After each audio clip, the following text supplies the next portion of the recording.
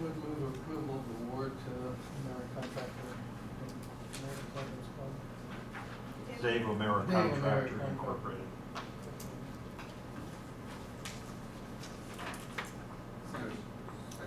Okay, all those in favor signify by saying aye. Aye. Those opposed? Okay.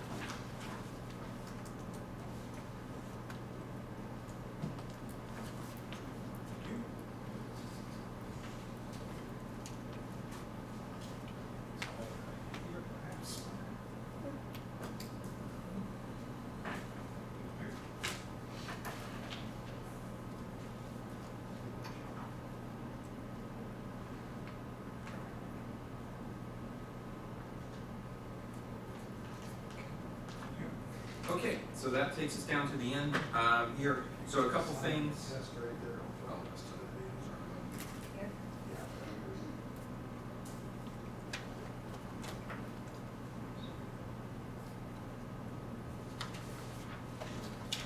Oh, okay, so just some for your information type of items. The reopening of the building. Of course, we closed the building in March to the public, but we've still been operating on an appointment basis, and I think most things have been going off without a hitch. I know that we continue to sort of receive and field phone calls on topics and different pieces that are going on.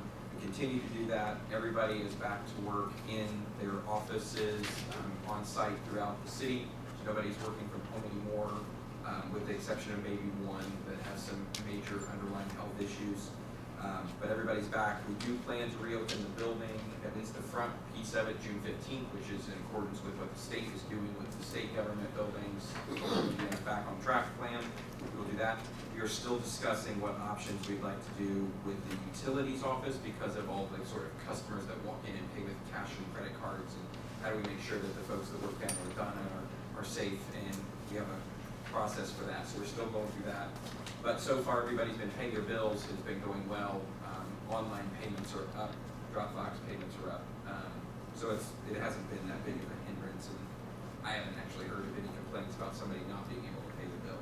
So that's where we are with that. Some of you have probably heard that the city received $250,000 from OCRA for a small business loan program.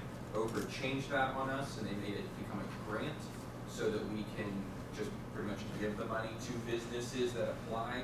Brian Robbins at the EDC and I have been working on that since we were awarded. Oh, Tara's here. I didn't see her sneak in. Tara Megan from ARA as well. She's probably here for our next meeting. But we have been working through this process. It has been quite cumbersome, and they change it every day or every other day. So we are finally to the process of where we have the application available online, and it is on the city's website. So if you are a for-profit business that employs 51%, 50 or 51% low to moderate income employees, and you retain those employees, you can apply for this. We've set a local cap of $10,000 that would be distributable right away, and it can go through the whole process. It is a reimbursement style grant, so Brenda's office has set up a fund that we will pay all of that out of. Funds will come back in because it is guaranteed that we will get audited on that because of the way that we get the money, so that's the easiest way. But we've been dealing with it for 6 weeks now, and we're finally to the part of where we can actually start accepting applications. Applications are due June 15th. Mayor, it was to be a loan program, but now it's going to be a grant, so it's still going to run out of that, but you may not be getting remittance, correct? If you make it a grant? No. It will be remitted. Yes, it is a guaranteed reimbursement from the state. Oh, We just have to, yeah. Okay, I was thinking it was, right. No, they gave us I the understand. they gave us the $250,000. We have to give it out. They reimburse us. Other questions? I know what you're So, getting at, Glenn. I so was the right loans will be, the businesses will be paying it back? No. It started as a loan program, and the state made us change it to a grant program. Okay, so that money will not be coming back? Correct. Anything else on that?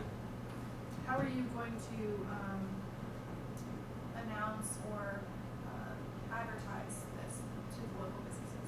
So we've been talking about it for a while, and we have published it. There's a public hearing that is coming June 9th, that we can talk about that too, but it's on the website. Social media is done a piece of it.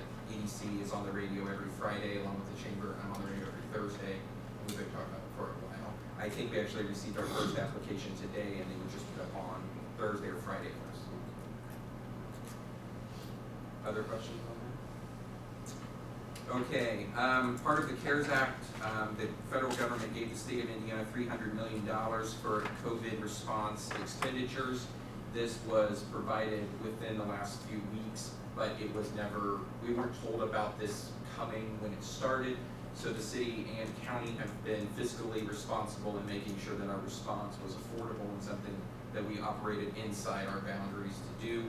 Since then, the city has been awarded or earmarked $386,600 in addition to Decatur County's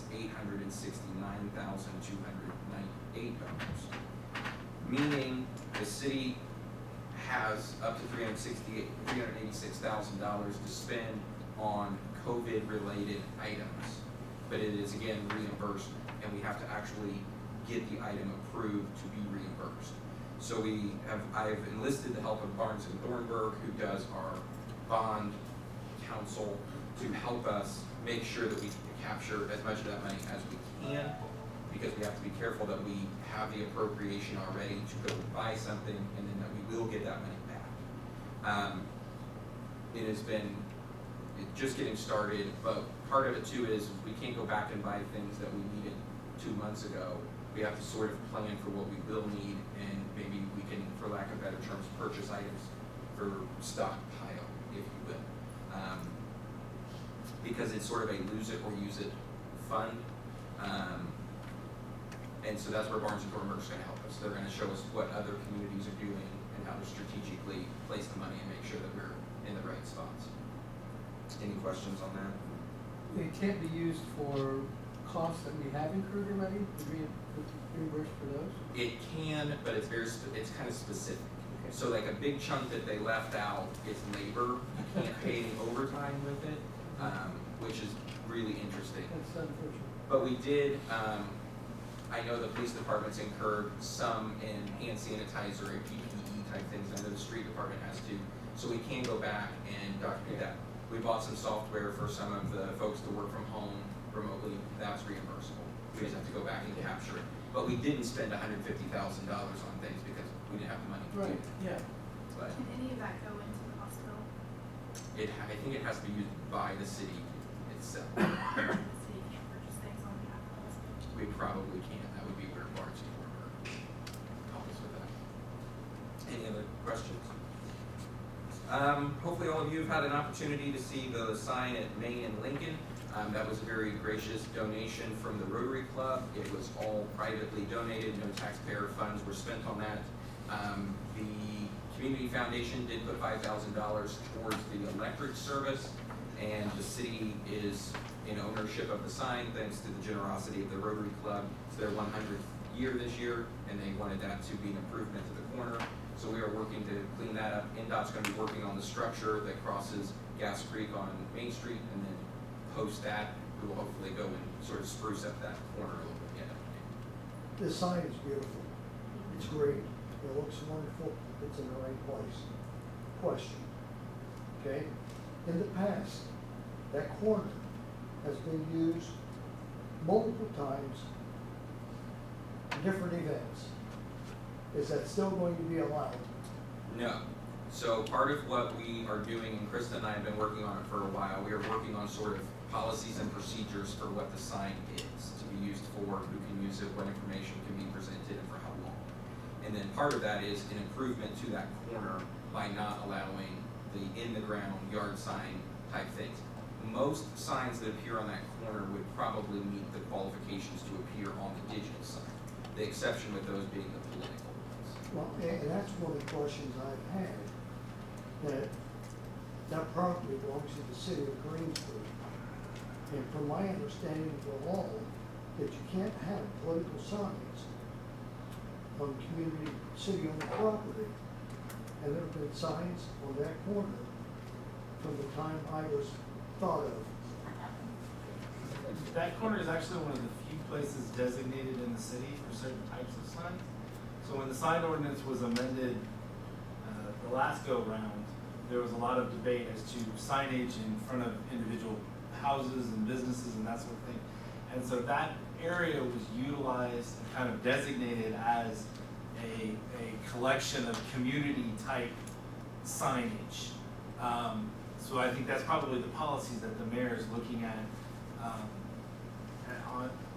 looking into. In terms of political signage, I believe most political signage is exempted from the sign ordinance as it currently stands. So that's probably something we may need to look at how we need to amend that particular corner. Because correct me if I'm wrong, Glenn, but I recall that corner is a specifically designated place for certain types of signage. Community square or whatever you call it. And But I would also note, in case you're curious, you couldn't have had any electronic sign if Glenn Tebby hadn't been on the planning commission to get the electronic signs pushed through back many years ago. So The sign ordinance still gets brought up all the time. Thanks, Glenn. You're welcome. Don't remind me of that. This is where Jamie mentions chickens. That's the next one. Oh, okay. So we will continue to work on that and work on improving that corner as well. Any other questions on that? The devoted to Decatur County project, I think is wrapped up last week. It was again successful as the $30, you buy a $20 gift card, you get 30. The first round injected nearly $75,000 into local businesses within 3 days. I know the second round was on track to do something similar, I believe. I just haven't heard a finalized number. I'm sure, I think Brian Robbins is supposed to be at our next meeting, so he may be in the hallway if you catch him on the way out. And then last final thing is something not small, but it is last. Thanks to the street department. I'm sure all of you saw where last week, or was heavy trash week, and 2 weeks ago was heavy trash week. And Mark, did you happen to have any numbers for that other than it was a lot? I've got dollars, but I don't have quantities. We picked up with the trash trucks, and we actually got a third trash truck, and we had Best Way also helping us with another truck. We picked up more dollars worth of trash collection in that week than we do in a normal month. I know it's driving to the community using it, so yeah. And we never used more than, I think, 35 of the roll-off dumpsters. We had 48 of the roll-off dumpsters at the street department. The entire department spent the entire week 148 hours of overtime. Our labor cost for that week was about $12,800 just for trash collection. And I noticed fuel was up about $1,000 just in that 1 week. The cost is getting to the point where probably something we're going to have to deal with, because we're looking at incurring $50,000 worth of cost that for weeks. And we were paying for the tipping fees, and I don't think they can keep afford to be doing that. Does the current budget cover, heavy trash week in it? We've always paid for these costs out of the tipping fees. But yes, we're incurring costs greater than our revenue stream. We're starting to take care of any reserve we had. I'd be interested in seeing the breakdown of the last several years of tipping fees, revenue, and expenses. That line item. I know for a couple of years in the past, we actually tried to divert some of those costs into something else within the sanitation budget, just to try to help keep it in line. Yeah, we have to look and see what the last time, I don't remember, I even know what the dollar amount is of a tipping fee for the monthly charge. $3.50. And I don't remember the last time we looked at that. That might be something that has to be looked at in terms of council. Did we increase that when we did the totes? I thought we. No. It's been $3.50 prior to anything. Been a Here, while. that's been 13 years ago. Well, it's been that long? Yes. And then, might be something I have to look at. I think we were talking about this the other day, I think we're record low in the area for that. So we could definitely take a look at that, we're gonna have to do something, it's just too much money and volume. I think the last thing on the approval of the claims, Move approval of claims. Second. all those in favor? Those opposed? Okay, take a motion to adjourn, if there's nothing else that comes before the board. You can't leave, it's just 7 o'clock. All those in favor?